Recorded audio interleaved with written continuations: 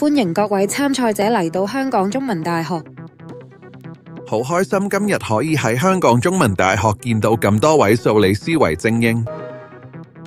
2025年第4屆 Practive-Like AI 大灣區校際數理思維精英挑戰賽校內初賽活動由2月14號開始至3月30日圓滿結束。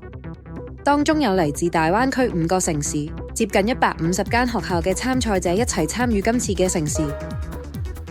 所有參賽者喺校內初賽之後都收到自己嘅成績分析報告，了解自己嘅學習表現同喺唔同地域嘅排名。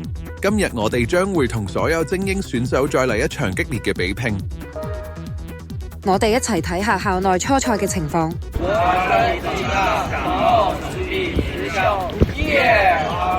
好。AI 为学生打造专属的学习计划与挑战，幫助他們在數學領域中脫穎而出。比賽只作為熱愛數學嘅學生提供一個時。請聽14題，我聽14題。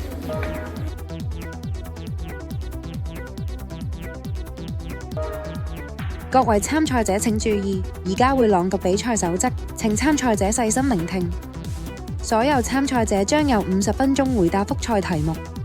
請同學確保電子儀器已連接現場 WiFi。參賽者喺掃描二維碼之後，需要等待監考員宣佈考試正式開始之後再開始答題。提前開始嘅參加者將會被處分。參賽者喺答題期間，請由上而下小心地滑動評估平台。如果錯誤向左或向右滑動，有機會跳出答題頁面，影響作答。參賽者喺答題期間不得與其他人討論及騷擾別人。